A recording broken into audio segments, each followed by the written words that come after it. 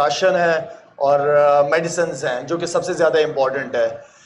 जब बलूचिस्तान में शुरू हुआ था तो उसी दिन से हमारी फाउंडेशन ने काम करना शुरू कर दिया था बलूचिस्तान में, और वहाँ पे फ़ौज के साथ और एफसी का शुक्रिया अदा करूँगा कि जिन जगहों पे हमारे लिए एक्सेस नहीं था वहाँ पे उन्होंने हमें बहुत ज़्यादा सपोर्ट किया है। साथ में क्योंकि बलूचिस्तान बाय रोड ट्रैवल करना मुश्किल हो गया, राशन पहुँचाना मुश्किल हो गया था, तो जिसके लिए मैं पाकिस्तान एयरफोर्स का दिल की गहराइयों से शुक्रिया अदा करता हूँ कि जिन्होंने हमारे लिए बहुत ईजी कर दिया। बल्कि बहुत सारे पूरे पाकिस्तान में जहाँ जहाँ इन तक इनकी रीच है ये लोग जा रहे हैं और वहाँ लोगों को फैसिलिटेट कर रहे हैं, शेल्टर दे रहे हैं, राशन दे रहे हैं, मेडिसिन कैंप लगाए जा रहे हैं। मेरे ख्याल में ये काम बहुत बड़ा है, ये काम चलता रहेगा। अभी शुरू हुआ है, इसके बाद जो इसके इफेक्ट्स हैं वो थोड़ा सा टाइम लगेगा, लेकिन इसमें हर एक उस फर्द को जिसको अल्लाह ताला ने नवाजा है हर तरीके से, उन सब को आगे आना पड़ेगा। ये वो लोग हैं जिन्हें हमें पहले भी अपने पाँव पे खड़ा करने की ज़रूरत थी। ये भी पाकिस्तान है और यही पाकिस्तान है। इन्हीं लोगों को दोबारा इंशाल्लाह हम सब मिलकर अपने पाँव पे खड़ा करेंगे। हम सब कोशिश करेंगे, ऊपर वाला सिर्फ इंसान की कोशिश देखता है और उसके नतीजे जो है उसका रिजल्ट ऊपर वाला ही देता है। एक दफ़ा दोबारा मैं पाकिस्तान एयरफोर्स का दिल की गहराइयों से शुक्रिया अदा करना चाहता हूं जिन्होंने हमें इस हवाले से सपोर्ट किया और इंशाल्लाह करते रहेंगे। साथ साथ में जितनी भी NGOs हैं पाकिस्तान की, उनको मैं सलाम पेश करता हूँ, चाहे वो अल-खिदमत वाले हैं, बैतुल सलाम वाले हैं, सिलानी वाले हैं, माशाल्लाह से सारे अपना रोल अदा कर रहे हैं और इंशाल्लाह एक बहुत बड़ा काम है तो ज़्यादा अरसे तक हम सब की मिल के ज़रूरत होगी। मैं दोबारा इवन के JDC की भी अगर बात करूं, उन्होंने भी बहुत अपना पार्टिसिपेट किया है।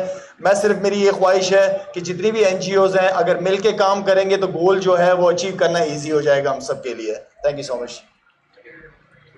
मैं आखिर में जो हमारे साथ लोग बड़ी कैटास्ट्रॉफी इस वक्त, और दूसरा साथ संडे को पाक भारत का मैच होने जा रहा है। आपकी फेवरेट टीम कौन सी है और क्या देखते हैं किस तरह खेलना चाहिए? ये कोई सवाल बनता है कि मेरी फेवरेट टीम कौन सी है?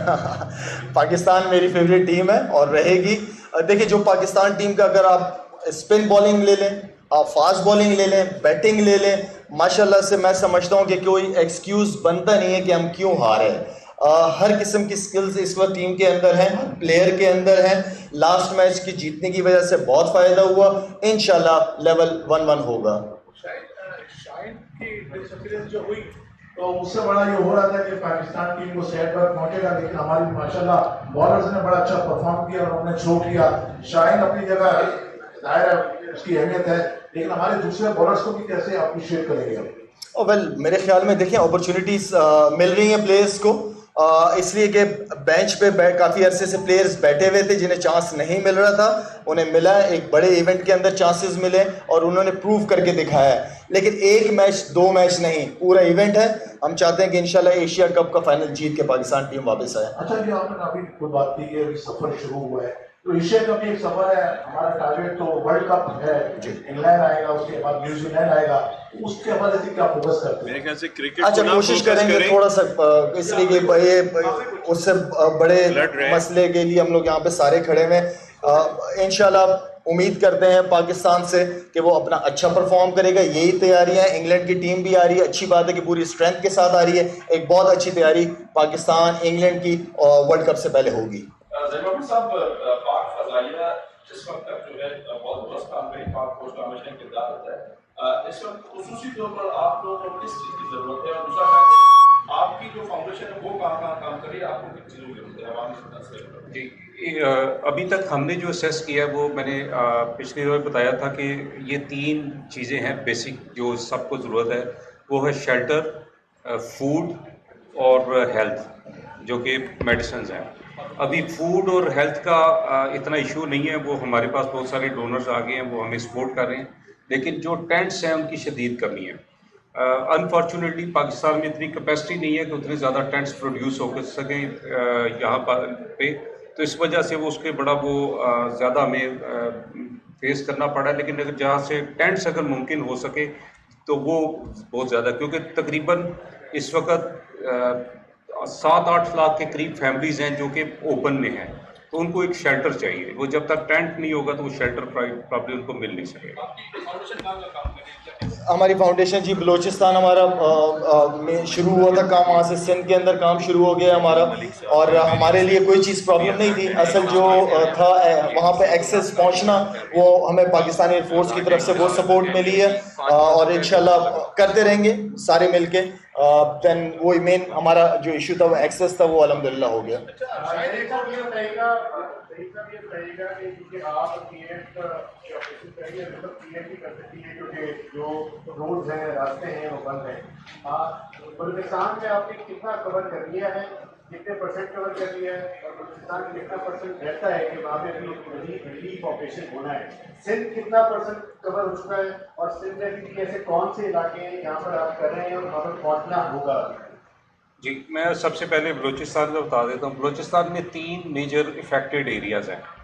एक है उथल वाला, जो कि तकरीबन 2 महीने पहले इफेक्ट हुआ था, उसमें अब सिचुएशन स्टेबल है। वहाँ पे हमने शुरू में हेलीकॉप्टर से रेस्क्यू भी किया और बहुत सारा रिलीफ का भी ऑपरेशन किया।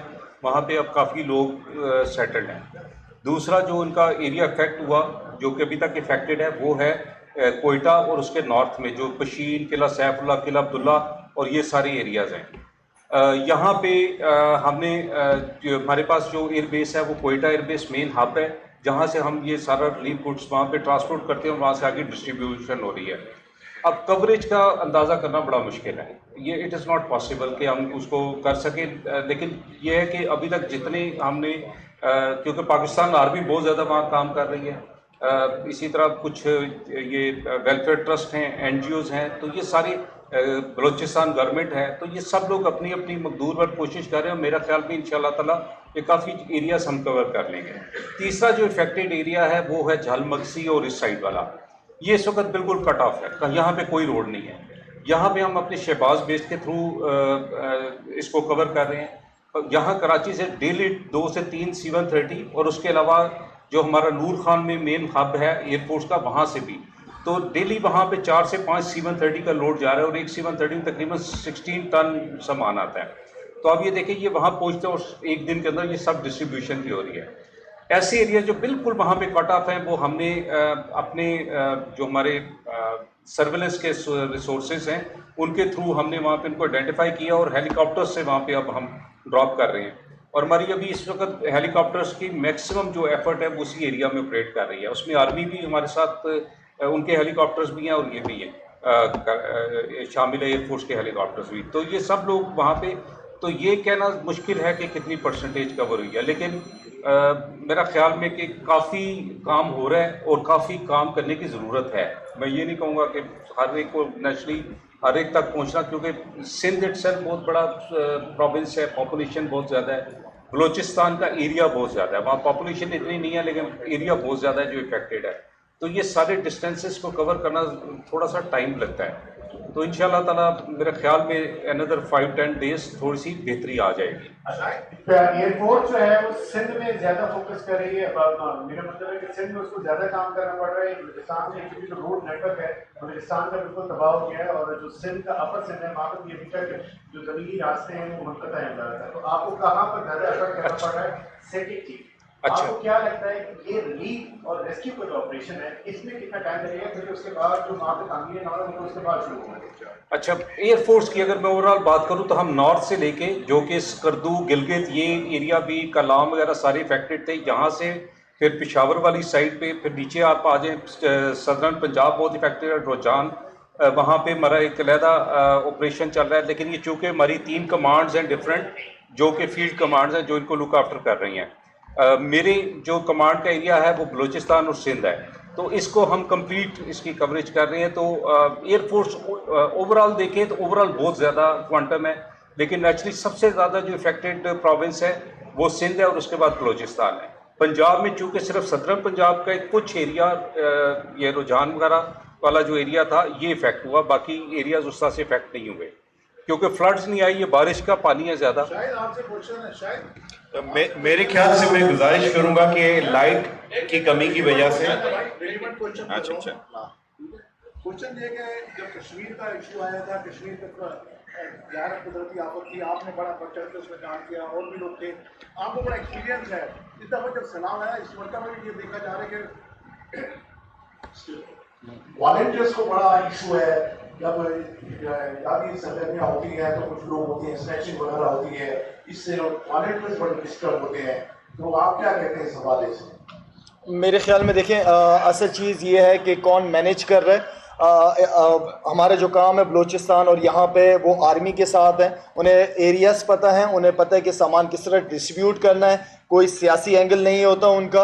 और मेरे ख्याल में ये जो इशू है ये वाकई इससे पहले भी सुनने को, बल्कि न्यूज़ मीडिया के थ्रू ही पता चला है कि लोग लेके जा रहे हैं अपनी मदद आप, और वहाँ पे लोग सामान छीन रहे हैं सारा कुछ। तो इसको मैनेज भी करना है। आई नो कि इस वक्त लोग वाकई तकलीफ़ों में से ज़िंदगी गुजार रहे हैं। अभी मैं लास्ट मेरा ट्रिप था 2 दिन पहले, मैं सिंध से आ रहा हूँ, बहुत मुश्किल लाइफ हुई है वहाँ पे लोगों की। तो कोशिश ये है कि जो ज़रूरतमंद लोग हैं, जो वाकई हकीकत जिनका काफ़ी नुकसान हुआ है, उन लोगों तक सामान पहुँचाया जाए। और मैं समझता हूँ कि सियासी जमातों पे एक बहुत बड़ी जिम्मेदारी है कि यही टाइम है सियासत का। मेरा बिलीव सियासतदानों की सियासत पे ये है कि लोगों की खिदमत का जज्बा, इसको मैं सियासत समझता हूँ। ये बहुत अच्छा मौका है सारी सियासी जमातों के पास कि इन लोगों को दोबारा अपने पाँव पे खड़ा कर दें एक दफ़ा। बहुत शुक्रिया। आप लोगों से रिक्वेस्ट की जाती है कि अंदर